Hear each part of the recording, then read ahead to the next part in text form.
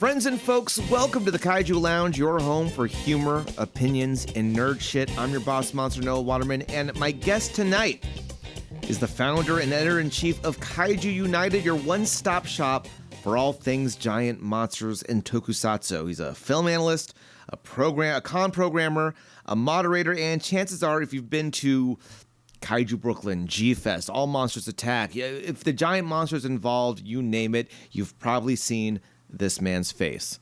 My first question for you guys was, what was it like stepping into such a massive franchise with legacy behind it, like Godzilla? It's like such it's epic, you know. It's such an amazing thing to step into this whole universe where there's been so many of the, so many characters, like, and Godzilla been around for so long. Yeah, epic. What can I say? Also, like, a little intimidating because there's such a huge and loyal fan base that you don't want to let those guys down. Because they won't forgive you for that. It feels like it's precious material to people. So it was like what a great opportunity though to like expand a universe like that.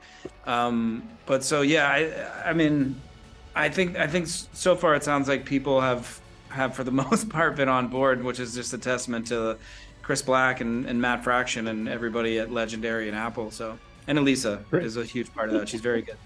Thank you. Of course. Please welcome my guest, Jacob Lyngle. Jacob, how you doing, man? I'm doing fantastic. I'm excited to be on the Kaiju Lounge. This is great. I will say you've given me the world's greatest confidence boost, because normally I feel like I'm begging and borrowing and pleading, and I'm generally just a shy guy despite how I visually look on a regular basis. But you reached out to me with interest in being on, and I was beyond honored. We didn't get the chance to meet at Kaiju Brooklyn, though you had been busy hosting various panels, hopping around. Since then, I know G-Fest has happened. There's been so much going on in the world. How has the con season been for you? The short answer is busy. Busy's good. We usually do about 3 conventions a year. This year it was let's think for a minute. I went up to Idaho Falls because I'm based in Salt Lake City for a little show. I did the Retro X show. It was a nice little sophomore year convention. A lot of toys. Did a couple panels for Kaiju. Mm-hmm. Then we did Kaiju Brooklyn. Right. And I Big had a travel for really that. Fun time at Kaiju Brooklyn. Yeah, no kidding. Salt Lake to New York. Fun flight. But then we did G-Fest, and that's like the big show everyone knows in the Kaiju world. We did a lot of coverage for that show. We were pretty much like the ground floor, any coverage of any kind of whatever is going on there. So that was like, and well, you also undertaking. correct me if I'm wrong, handled a lot of the not just panel moderation but actual panel planning, correct? No, unfortunately not with G-Fest, which is okay. It seems like I did, but G-Fest I just spoke on panels, which is fun. I got to sit back and just talk and let other talented moderators handle the show. But the big thing with G-Fest was the partnership that we did. We shook hands and made a nice deal. We did a sponsorship agreement, and then we just were like the press for G-Fest for this season, which was really fun. That's I did amazing. program. You're probably thinking of All Monsters Attack. I did program every panel for All Monsters Attack last May. Got it. Yeah, I think I got that mixed up. So my apologies, but even then, still heavy involvement across the board. Yeah, of course. And then we're rounding it out in 2 weeks with FanX Salt Lake Comic Convention, which is the hometown show. Yeah. And I got 5 panels on that. 3 of them are mine, and then 2 are just for fun. So we'll close the book on this year, and we'll see what we're doing next year. That's amazing. For those who are watching and unfamiliar, what is Kaiju United? That's such a loaded question. Kaiju United is what you said. It's one-stop shop for kaiju tokusatsu. We've branched out and done monster movies. Like we reviewed Alien Romulus recently. It's awesome. But at the core of it, it's it's what I want to do to uplift the Kaiju and Toku community. I've been in there a long time. I was going to G-Fest since I was 14 years old, and now I'm 26, so I'm an old man at this point. I'm 40. I don't want to hear that. Okay, hold on. We can change that dialogue a little bit, but continue. I love pulling that out. Every interview I do, I'm like, I'm going to carbon date myself right now. Really making enemies when you do that one. Okay. But I just, we want to embody the best of the Kaiju and Toku community, whether that's the most talented folks that we, that are going to come and write for us, or whether that's cool artists or that's cool creators. Mm-hmm. We just really want to be a positive force and positive movement in the community. I know fandom can get a little ugly right now. I won't dive into that here. But we want to be the antithesis of the fandom menace, as they call it. We just want to be positive and uplift everybody and showcase some cool articles. And when the opportunities come knocking, that's really fun. But at the end of the day, it's more about the community that has fostered me for all these years. That's great. So how did this all come together? Like, it's one thing to just kind of start writing and getting your stuff out there, but like, how did the actual, like, I guess, business side of this and the growth of building this community really get underway? Interestingly, we started as a Facebook group only during the pandemic. Wow. I have been an admin of various Kaiju Facebook groups since I was, this is really really fun to say, 13. Oh boy. 13-year-old probably should not be adminning a Facebook group, but that's okay. Hindsight, right? Honestly, not the worst thing a 13-year-old on the internet could do. So I think you're fine. Yeah, that's fair. So around 2020, I was in other groups. I was kind of just a floater, and some uglier fandom stuff happened, and I was like, I'm just gonna make my own group. I'll be the bouncer. Like, if you're cool, come in. If you're not, get out. Right. And eventually we hit the point where we're like, well, what if Facebook goes the way of MySpace? I don't think that's gonna happen. That's a crazy statement. But would we? But we didn't think it would happen people? with MySpace either, to be honest. Like, that's fair. Or like, we wanted a permanent home where people could go to.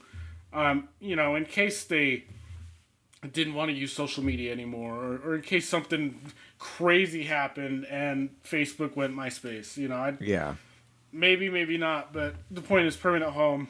So we looked at our options. We looked at making a subreddit. We looked at making a YouTube channel. And I was like, why can't we just make a website and we can do all the above?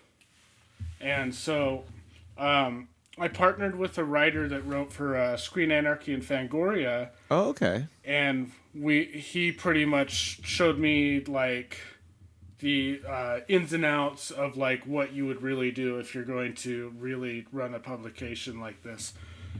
He's not, unfortunately, with the site anymore. No beef there or anything, but what happens. Yeah, it's all good. But he definitely that ground foundation. We made an announcement in November 2022 for Godzilla Day, and we said something's coming. We're gonna do a full-fledged website.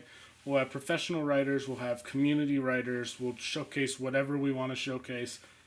Join us in March, and then from November to March, it was our job to just get as many articles and reviews and recruits as possible. Right. The first week of March 2023, we had 2 articles every day. Or reviews, wow. Whatever. So for a small team, that's a lot, though. Like, yeah, and it's all just volunteer. We have a larger presence in the kaiju world now, and it's really cool. But and I have a team now, of course, that's lovely, but most of the day-to-day is me. Like, I do all the social media management unless, Nick or David wants to run a graphic. I edit most of the submissions with my new managing editor, Haley, who joined us last month. But, like, for a while there, the first year, it was the Jacob show. So just grinding like that really taught me everything, honestly. From I'm gonna get one of the things I'd end up getting nerdy about is usually the business of online in general, and so I will say from sort of a more wonkier perspective here, how did you manage that workload from an operations standpoint? And what I mean here is, I think I'm getting more technical than I actually have to, but like do you have just the most extensive checklist or to-do list on your phone app? Like, do you right? Is this? Are you creating Notion pages upon Notion pages? Like, what helps you organize all the various tasks you have to do when you are a one-stop shop? When you have to do social, manage the content coming in, fix parts of the website. Like, how does Jacob get through the day when those tasks pile up? Man, so my background is excuse me. My background is in logistics. Okay. For several years, I was an inbound operations team leader for Target for a long time. For a large volume, $100 million store, just having to manage all that logistics and freight and stuff. Jeez, kind of yeah. applied here in a weird way. In terms of like keeping track of stuff, we have some spreadsheets and I have a notebook, but at the end of the day, it's just routine. It's just like, what do we got to do? What do we got to do? What do we got to do? This isn't my full-time job, so it's like when I get off work, let's go see what we can do. Like, and I get a little crazy about it because I'm always playing with like the homepage, and I'm like, what can I fix about the homepage? And it's not broken. It's easy to anything. tweak, and double tweak. Yeah. Yeah. That's really it. Like, I sound like a crazy man, but a lot of it's in here, which is absolutely insane. But we figured it out. But of course, like I said, we have a team now, so some of that's being more spread out. And I think we kind of added as we needed with the team, right. So that helped a lot. When we only had like 700 followers and we just posted when we could, it was easy to just run solo. But with all the stuff flying our way now, like it just had to happen. Yeah, so let's talk about that, because you guys have grown not just in team, but like in opportunities. It sounds like you've gotten these partnerships, you've gotten these chances to cover things that you may not have been able to, say, 2 years ago. What was that process like? Was that a lot of like knocking on every door hoping somebody would answer, or was there like a bit of you get one break and there's a bit of, when it rains it pours? I think a little bit of the latter, honestly. Okay. I guess I'll come out and reveal some secrets here. Let's do it. Yes. So, we have some opportunities with Apple TV. We covered Monarch. Mm-hmm. That was the first thing that put us on the map. That was kind of me knocking on doors, like hoping we get some stuff. And that was really the first year I had to knock and knock and knock and knock. Right. Hey, I want to cover your movie. Hey, I want to cover this show. You get some, you don't get some. But luckily, I'll backtrack for just a minute. Yeah, please. Our first month, we got a screener and got to review The Lake for Epic Pictures. And that was like, okay, if we can get this in the first month, what can we get in the first year? We got Apple TV and Monarch. That was big. After the Apple TV thing, we started advertising like, hey, we've done these 2 collaborations. We're more than willing to do more. A lot of them have come to us now, which is really exciting. Like, our most recent press partner was Bai. Wow. I don't know. Do you know what Bai is? Yeah, I'm just familiar. out of curiosity. Okay, cool. Bai came to us and was like, hey, we want you to run this drop. This Ultraman statue's coming out. Can you do this for us? I was like, yeah, of course. It's just weird sometimes to get those emails in my inbox, because I don't really give out my email unless it's like really needed. Right. But other PR companies have found that email and have been like, hey, run this. I guess that's great. That's good opportunity there. Do you think there's an element like because like covering kaiju information in Toku, especially in the U.S., is a bit niche. Do you feel like there's a part of it is by being one of the few places to get this information that really helps you get ahead? Like by niching down, you've really opened your opportunities more. I think in a way, yeah. I think, yeah, absolutely. Because and I'm not here to knock other outlets because I'm a huge no, fan. But you can name them all by name if you want. Okay. I've seen a lot of the community express frustration when larger outlets that cover everything pop culture, when they get kaiju stuff, they usually screw it up. Like I'm just being honest, and it's usually down to lack of info or just lack of understanding the material. I think the analogy I use is a restaurant. Our main course is a homemade lasagna or whatever you like to eat, which is kaiju. We want to be the best at kaiju possible. We want to have the most accurate info. And I'm not going to pretend we know everything because there's been people that have been like, hey, dude, this is wrong. Okay, cool. But we want to be... some of my other peers feel this way too, that there's an opportunity for us and some other outlets to provide that accurate and precise and great coverage of these films that we love. As kaiju movies are booming right now, like Minus One just won an Oscar, like that's the elephant in the room, right? As we get more and more kaiju in the hemisphere of pop culture zeitgeist, whatever you want to call it,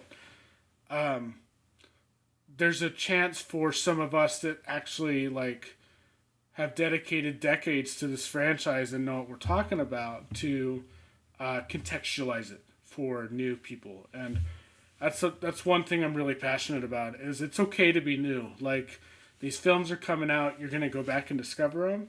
Yeah. We want to be a place where you can find out what this is all about. So let's talk about that a little bit, because to your point, like, and I think this is beyond just the legendary MonsterVerse in general, Godzilla, and I would even say things like Super Sentai, Kamen Rider. I've noticed a lot of these things kind of finding their way more into Western media in a way they haven't been before. Even I, myself, just despite the name, I never intended this channel to be a kaiju specific. I've always loved giant monsters, but even now I find more and more of this like coming through, and it's, as a kid who loved it, it's absolutely exciting. What has that been like for you to see this boom? And I would argue it's been kind of a post-pandemic boom in a lot of ways. And what is like, where do you see it going? Like, are we going to be sticking with the pre-existing franchises, or are there room for new people to create original works within this vibe? Ooh, that's a really great question. Naturally, I think the big man is not going anywhere. God, no. Godzilla's just gonna be there. We're hitting 70 years now. Like at this point, you can't kill him. That's the whole plot of the movies. You can't kill him. He's Jason Voorhees. He's just gonna keep coming back. That being said, I think there's room for other stuff. There's a movie, I believe, that's in development that's adapting a book called The Kaiju Score, which is kind of like, it's not quite the same, but it's like Army of the Dead by Zack Snyder, where they go pull off a heist, but instead of zombies, they're in the middle of a kaiju wrecking a city. So I think that's going to be fun. So I think there's going to be studios that are like, do we have something kaiju to adapt? Yeah. Pacific Rim's coming back. Like, there's a prequel series in development. Like, I've been so annoyed that we haven't gotten more Pacific Rim in general, because I loved that first movie so much, and the fact we've only had one other since then, bananas to me. I do think there's room for storytelling in the genre itself. Like, you had movies like Colossal just completely flip it on its head and do something different with it. I'm surprised we haven't gotten more of that. On the other side, real quick, the indie scene is thriving right now in Japan. Like these talented filmmakers that want to keep the tokusatsu miniatures and suits alive. They're filming these movies in their garage, and they're pretty good. So I think kaiju is not going away. It's gonna keep booming for a while. I'm just curious to see what direction it takes. Yeah. I mean, you bring up the indie scene, and I like that point, because I'll say for me, the part I fell in love with even as a kid wasn't necessarily the giant monster aspect, though it was. It was very much the like practical effect aspect. I loved the actual, even a little bit of kitschiness of the, giant rubber suit in Toy City you get to stomp around in. Obviously, that was never going to happen in Hollywood. We weren't going to get that with the legendary stuff. And we even see, like, Godzilla -1, also not really being in the practical side of things. And understandably so. Like, to tell that story, they had to have some heart. It couldn't have that level of goofiness. You mentioned you're seeing this a lot in the indie scene.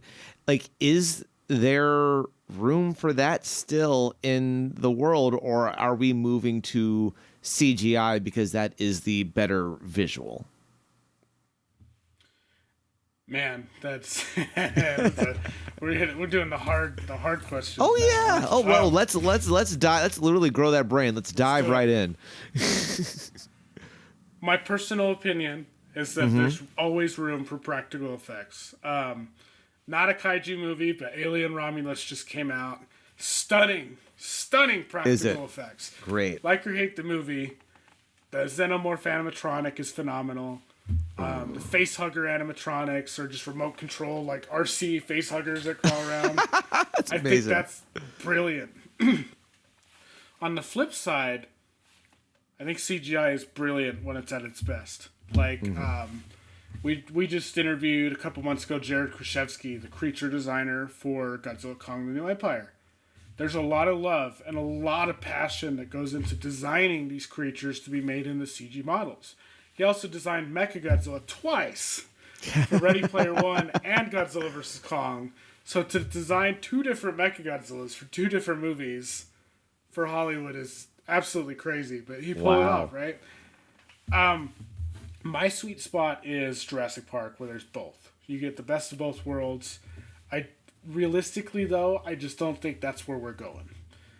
That is why I appreciate the indies, because they're keeping this alive.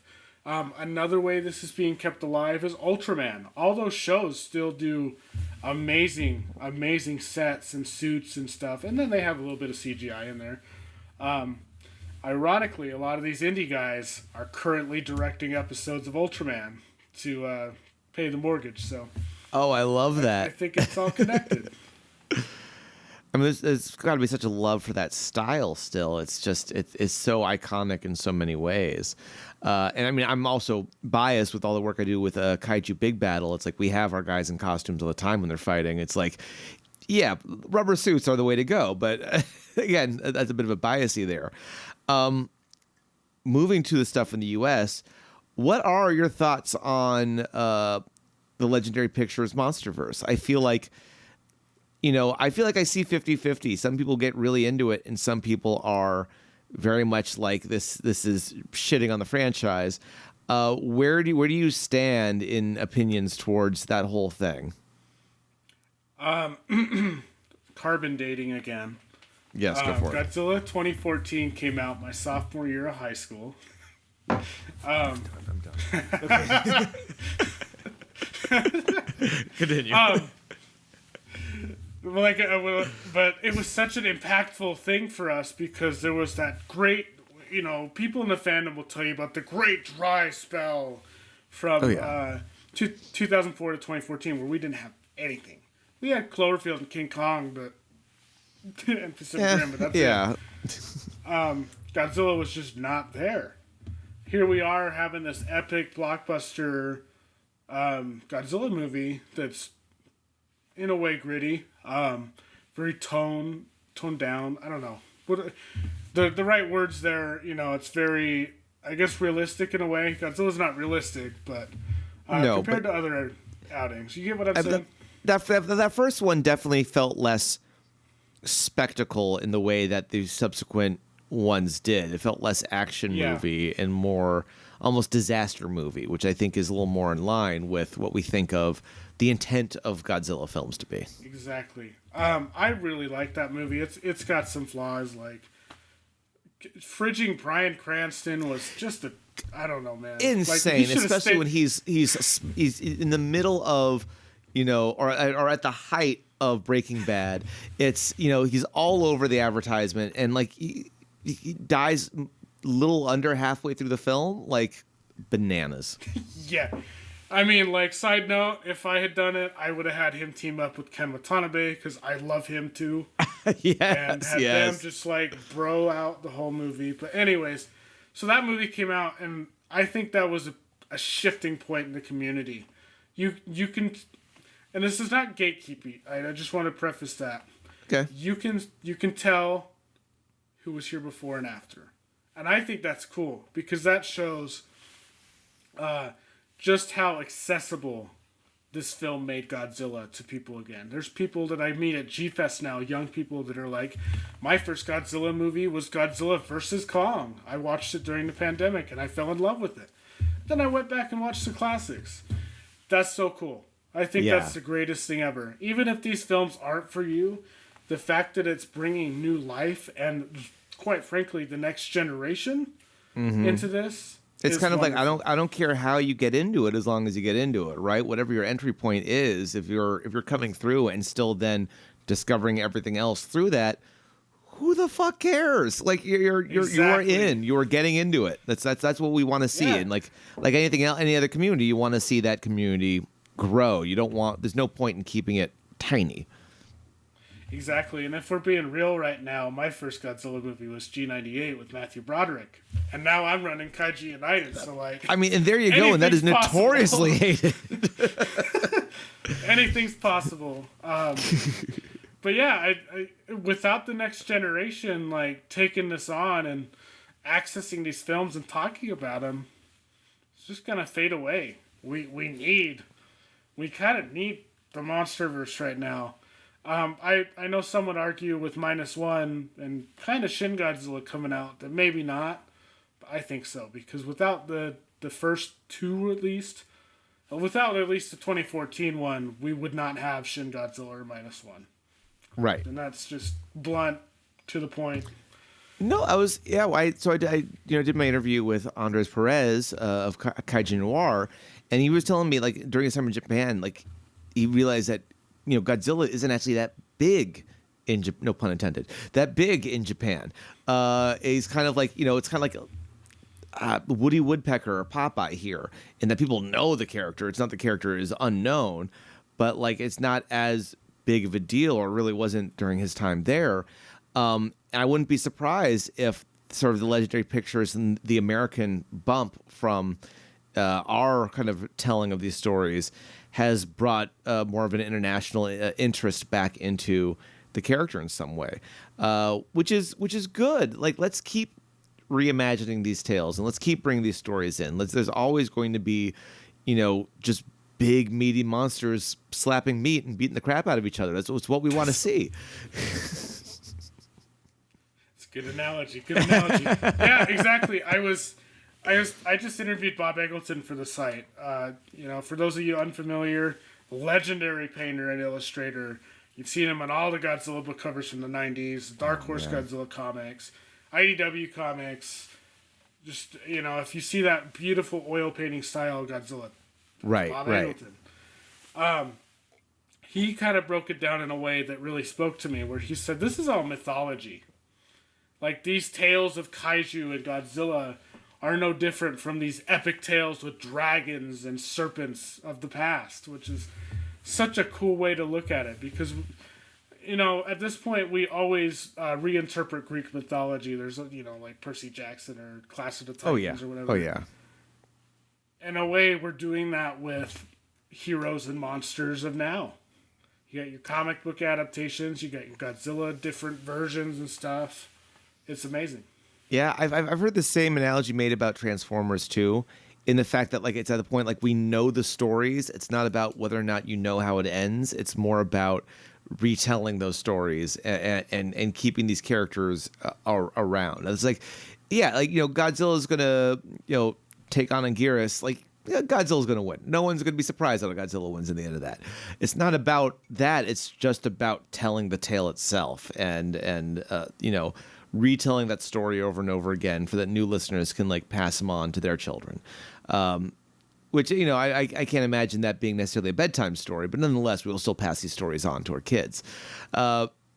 You've alluded to a bit about it. You've talked a bit about your history, but let's get the full uninterrupted answer. How did you get into kaiju? Like, what was that gateway? What did that early stage of fandom look like that brought you from I just discovered this thing to leader in the community? All right, so back in the day, Noah might remember a little place called Hollywood Video, or yes, there's Blockbuster. I was at the tail end. As a kid, VHS was shifting to DVD, so I was a kid right when that switch happened. Basically, I saw G98 on TV when I was hanging out with a friend at a sleepover, and I'd seen Jurassic Park prior, and I was like, hey, those little baby Godzillas are kind of like those raptors in Jurassic Park, but they're cooler. don't knock 6-year-old Jacob for that. You're not wrong. You're not wrong. They're cooler designs. There's not a lot that G98 did well, but those are cooler designs than raptors. So okay, I'll take it. I'm like, hey, that was 20 years ago. Don't knock me.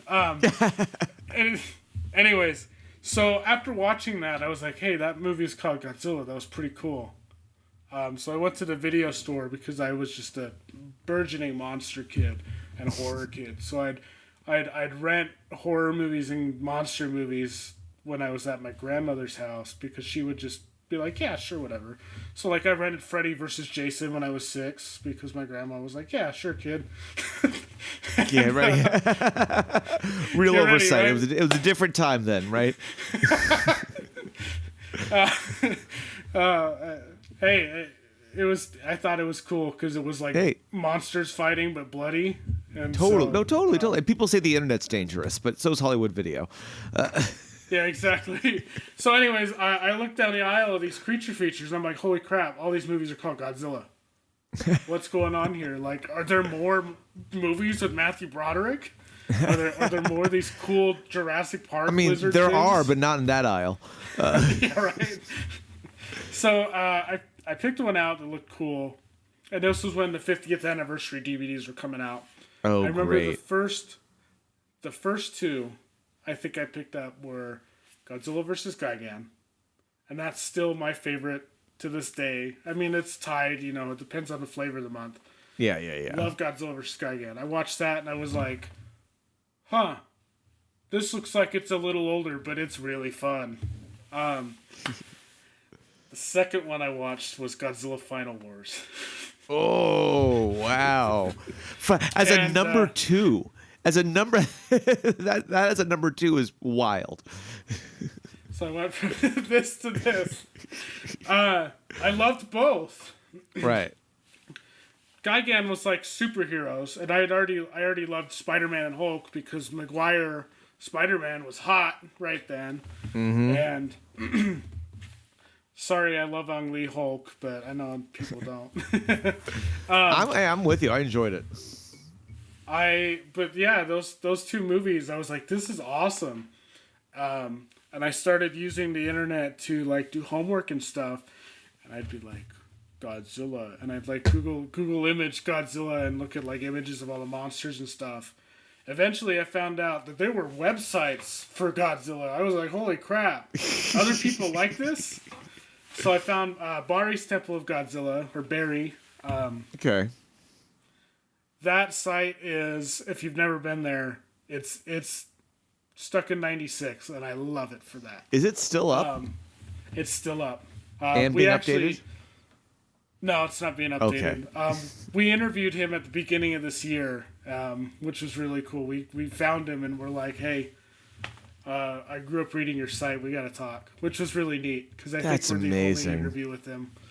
The other one was Toho Kingdom, and to this day, we still love Toho Kingdom. They're very gracious. They give us a lot of help and opportunity. They actually helped me get set up with Monarch, so That's amazing. Toho Kingdom.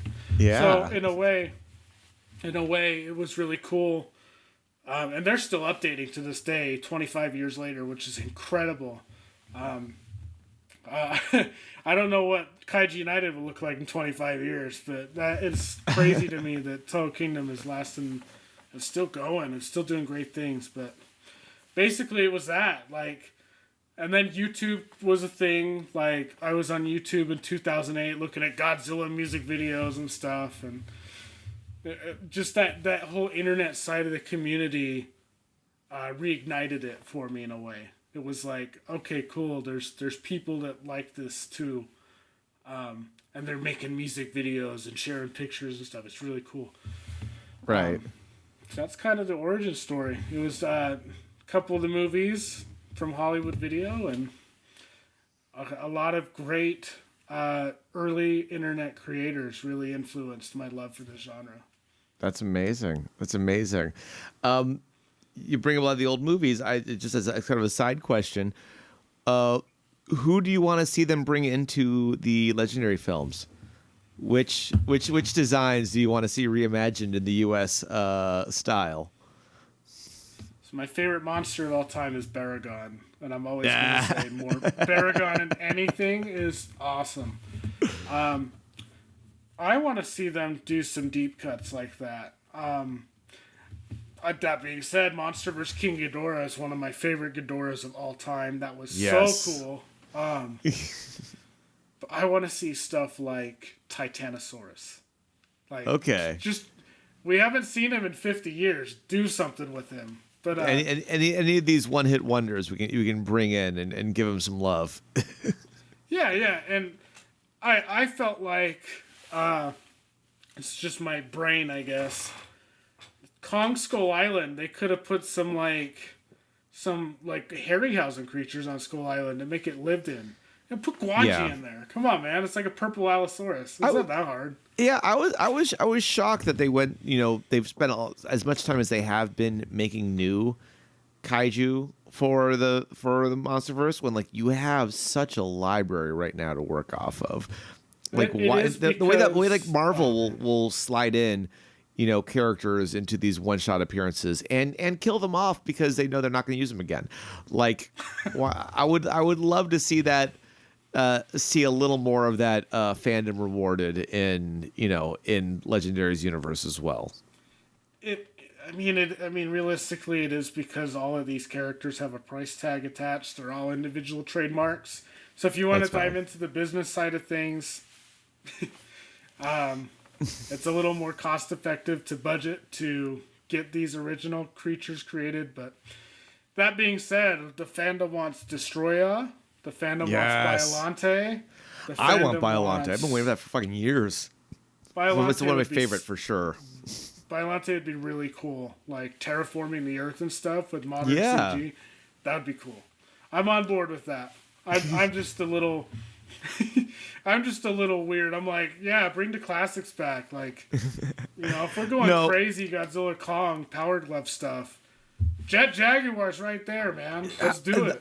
I feel like honestly, because for me it's gaming above everything else, and I'm really hoping to get another round in Gigabash and see if we can get Jet Jaguar and Biollante in that and make me very happy. Yeah, for sure. And that's another amazing Kaiju United opportunity right there. We got to play the Gigabash DLC before it was announced, which was How was so it? Cool. It's a lot of fun. It actually comes out today. Does it as really? Of this recording. I gotta get some downloads going. Okay, that's kind of stuff. But amazing. Comes out tonight. But I think that honestly, off topic here, where's the next Godzilla game?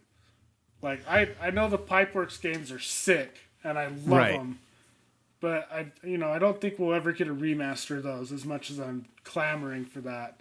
Where is it? Like you got the Hollywood movies, you got all this tie-in. Where is it? It's a matter of time for sure. And as someone who has always been a Godzilla Destroy All Monsters Melee for the GameCube apologist, because that's one of my favorites. I even put that in rotation in my monthly gaming tournament. It's just such a good game. Like, yeah, I want to see, whether it be single player, whether it be multiplayer chaos. Like, I want to let's get Godzilla back in the gaming sphere. I think there was going to be a survival game, and there may be still in the works, of either Godzilla or Kong. But the idea is you play a human in the city while shit's going down. So it's a survival game. We're just trying to survive the collapsing city while a monster fight's happening. And even that, fantastic. Would love it. Absolutely. That'd be really cool. So, moving from Godzilla to just kind of like Toku in general, because we've seen a lot. I feel like we've seen a lot of Ultraman growth in the U.S. as well. We think about Ultraman Rising, and I talked with John Bellotti Jr. on the show and picked his brain about how that's kind of now in a position where it can start making its way in. What, from your opinion, and covering this for a while, what is the U.S. missing? And maybe it's something we can't get, but what is the U.S. missing in order to bring tokusatsu culture and shows fully into the U.S.? Like how do we what do we need to really get that embrace going? Perception. Perception and context. I think a lot of years of, and I'm sorry for those that enjoy the dubs of these classic movies. I know they're fun. They did a lot of damage. Like, for a lot of years, you think of Bruce Lee movies, and, it'd be like, oh, the lips don't match. They're goofy, hi-ya, kind of stuff. When those Bruce Lee movies are really good. Like, I love Shaw Brothers movies, and those dubs. Oh, my God, yes. Were like, those dubs kind of created that perception that they were like these goofy kung fu movies that are, silly. And some of them are funny, intentionally, of course. Right. I think that happened to Godzilla and Kaiju movies. I think people look at it as goofy rubber suits, dumb.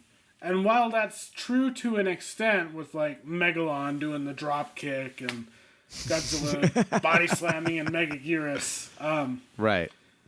A lot of these films tell really endearing stories and really can get dark.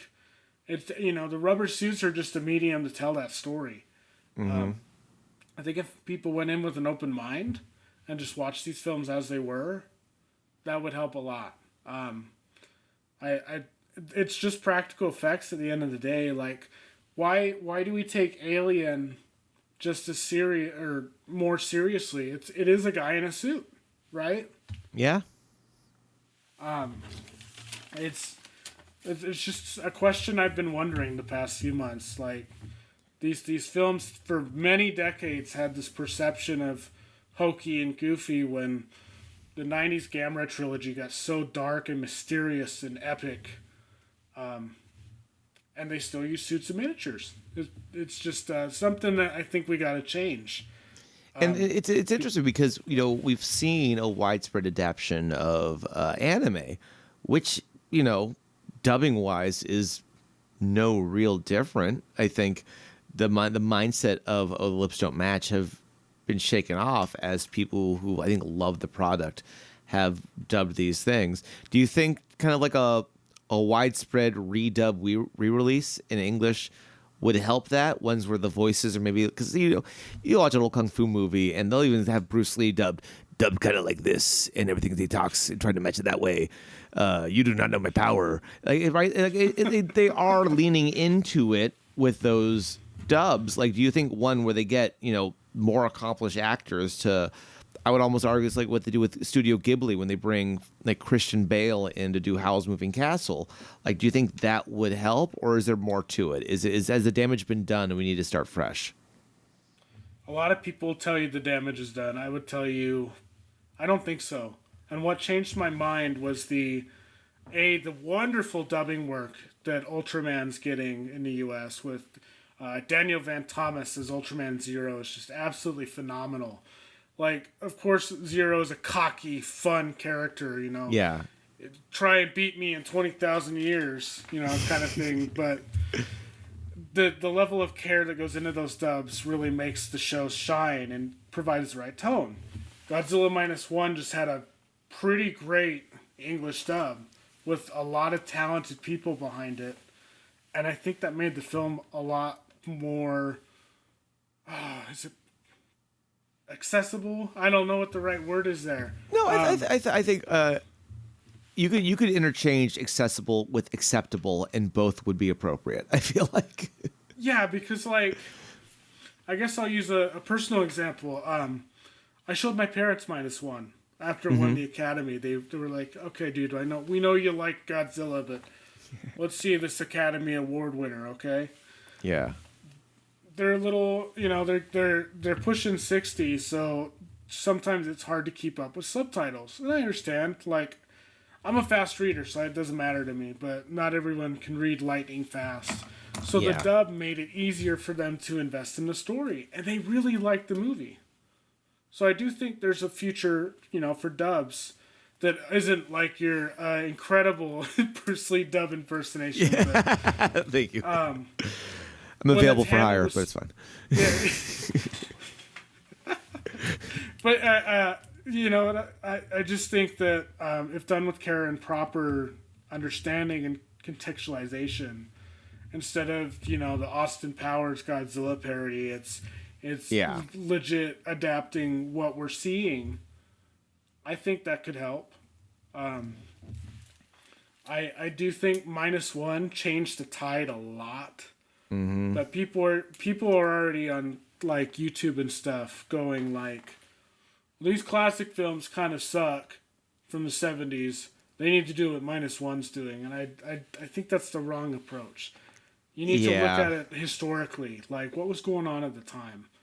Well, one example I can think of, and I'm rambling a little bit, but I'll wrap it up. No, please. Godzilla vs. Smog Monster. For many, many, many, many, many years, Godzilla vs. Smog Monster was seen as this weird, experimental, not great movie.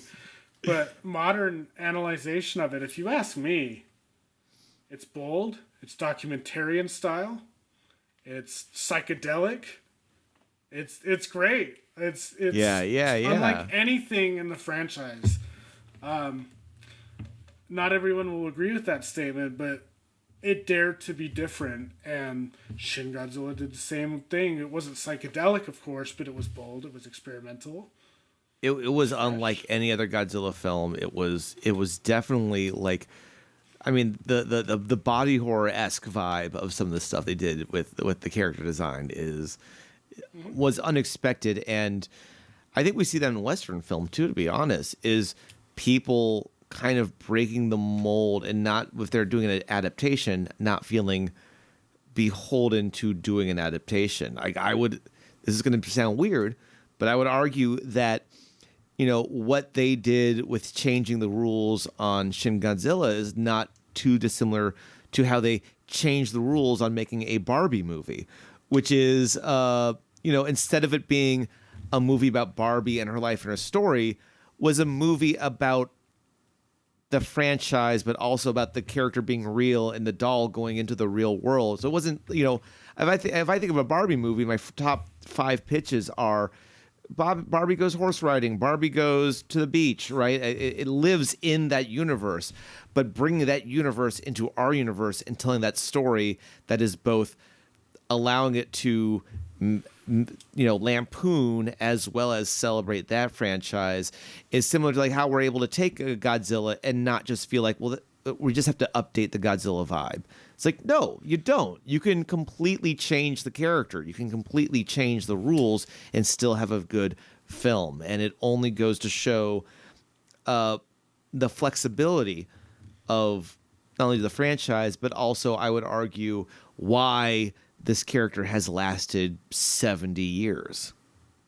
Exactly. And that's my favorite part about this new era under new management is they're not afraid to take those leaps, even if it might be a misfire to people. Like, The anime trilogy is probably the most controversial thing to come out of Godzilla. Maybe Shin Godzilla, but I think that's generally more accepted. In the past 10, 15, 20 years, that anime trilogy is universally not liked from what I've seen. But there's some people that genuinely are like, this is great, this is bold, this is different. Enough that they made a trilogy, right? Like, enough that it didn't just stop at one. Exactly. But at least they were willing to attempt. You know what I mean? Yeah, absolutely. So here you are with Kaiju United. You're kind of in the forefront of a lot of this now. You're getting these looks. Outside of just, I think easy answers like Legendary Pictures and stuff, but like, where is the trend of this world going, and what are you seeing on the horizon as upcoming changes? Or, every industry, even as niche as giant monster IP, has shifts in its industry and its fandom and where people want to see things going. Where do you see that shifts as far as what you guys cover? I think the biggest shift for us is honestly community. The community is changing a lot. We are in a period of the next generation, my generation, really taking things over. You have people doing podcasts and YouTube channels and creating and doing stuff. They're starting websites. They're starting to do something with the medium at hand. Like, in a way, a lot of us are starting to go look back at these films and examine them and discover new things. So I'm excited to see what we come up with and what we dig up for the next little while, because now we're not kids anymore, reading some books by other authors. Some of us are writing those books, which is really cool. On the industry side of things with the movies, Kaizo Murase's Brush of the God just hit New York Asian Film Festival and Fantasia Film Festival. So I see a more general acceptance on the art film side of things for Kaiju. Because I'm a cinema guy before a Kaiju guy, which is kind of crazy to say.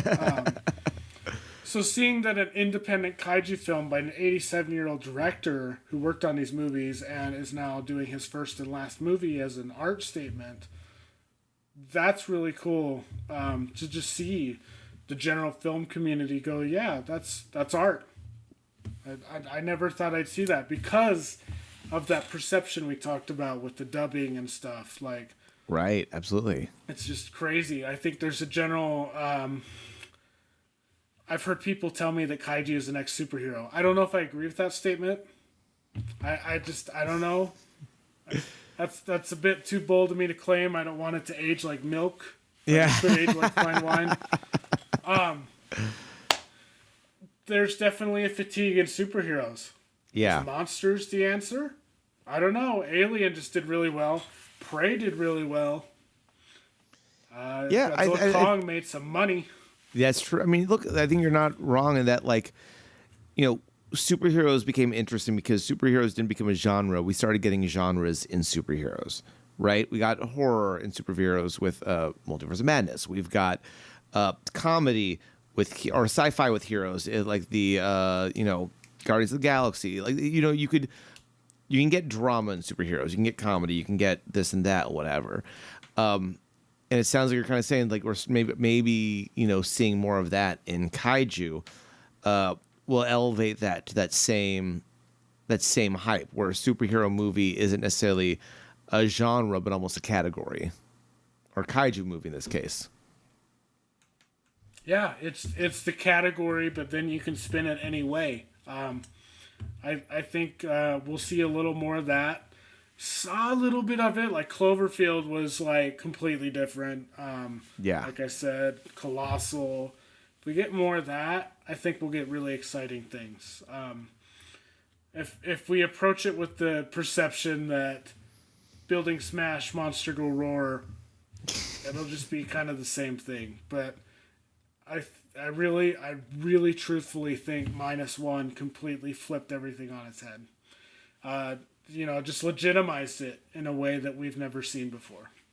That's great. That's amazing. Final question as we're coming towards the end here. What is next for you and Kaiju United? What do you guys have on the horizon? I know you've just been you've got another con coming up. You're going to have your hands all over, and you were talking about looking forward to what 2025 looks like. But what can people expect from you and your team? I would expect what we've been doing really great the whole second year. I mean, I jokingly break it down into seasons, just for fun. Like when we dropped our first interview of 2024, I was like, welcome to season 2. So we're halfway through year 2. So we're making some really, really crucial changes and restructuring in a way that's going to make this growth pretty solid and fluid. Like nothing's going to change like fundamentally, but you're going to see us try some new things. We just did Alien. We had someone review Aliens vs. Avengers, the comic. So pushing Alien a little bit. Yeah. We'll try some different things to branch out a little bit. Still do monster stuff. It's still like monster movie. But we also want to really try and be the forefront coverage of whatever's coming out next. Whether that's the latest toys, the latest movies. We've got a couple of really awesome interviews coming out soon. One of them Noah's going to love because it's a video game developer that's never been interviewed before that did a monster video game. Ooh. The other one is, I guess we'll say it. We'll say it on here. Let's do it. Okay, I love exclusives. So do I. The other one is the very, very soon we will have our interview with Elle, who is a voice actor who did the dubbing voice for Noriko in the Netflix -1 dub. Oh, wow. They are also an accomplished actor, singer, just all the above. They are truly talented.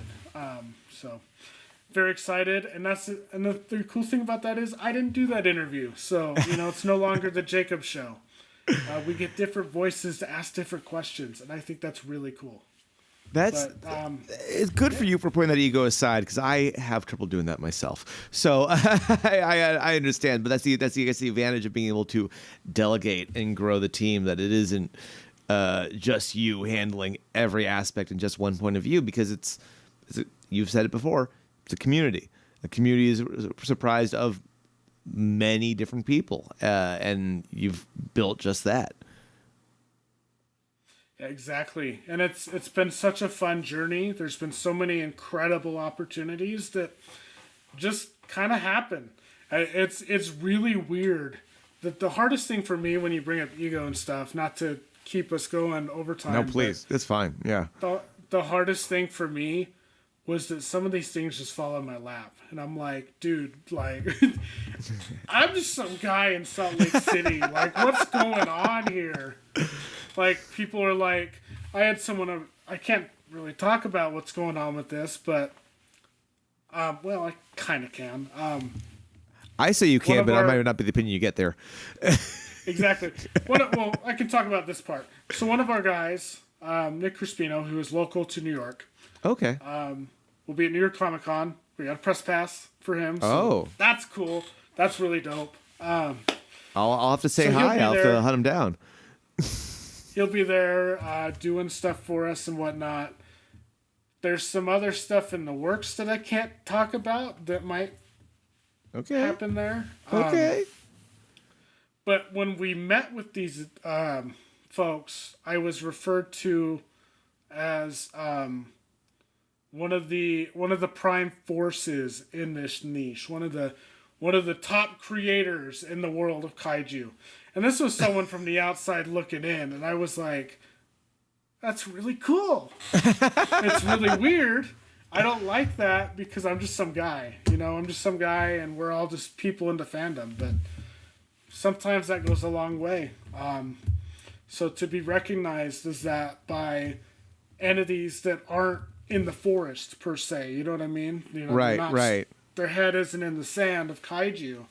That's really cool. That's exactly what we want. We would love to be the representatives, the delegates. I was thinking of another word, but you get what I'm saying. No, totally. You've gone from some guy to some guy at the top of the kaiju mountaintop. Jacob Lyngle, thank you so much for being on the Kaiju Lounge. Before we go, where can people find you? Where can people find Kaiju United? Give us the whole spiel. Sure. So the main site's kaijuunited.com. Go there, man. There's so many interviews. There's so many. I mean, we're at like 30 interviews now. Crazy. Wow. There's lots of movie reviews, comic reviews, TV reviews. We try and do at least 1 to 2 pieces a week, which isn't as extreme as some other outlets, but maybe we'll get there. We're on almost every social media possible. We're most active on Facebook and Instagram and X, whatever you want to call it. Yeah. That kind of stuff. So we can find us there. I'm on LinkedIn and Facebook, so if you want to find me on LinkedIn and Facebook, let's connect. I'm a pretty I'd like to be a pretty accessible guy. You can reach out to Kaiju United anytime. You can reach out to me. You can reach out to the organization. Let's talk. If you want to write for us or do something with us, just hit us up. Or if you want me to be on one of these cool shows, I'm down. Let's do it. Let's get the KU word out there. Thanks for having me on, Noah. No, thank you for being on, guys. Spread the word, spread the love, shout from the mountaintops, and check out Kaiju United. As I mentioned, one-stop shop, everything monster related. Thank you guys so much for watching. If you like what we do here, please subscribe. You hear every YouTuber say it, and there's a reason why, because it makes a difference. You can like this video. You can also follow me, socials across the board. Boss Monster Kaiju everywhere but X, because Elon Musk is an asshat, where it's Boss Monsta Kaiju with an A and an ER. Until next time, thank you so much for watching. Thank you, Jacob, for being on. Stay cool, stay hip, and stay heavy. Good night.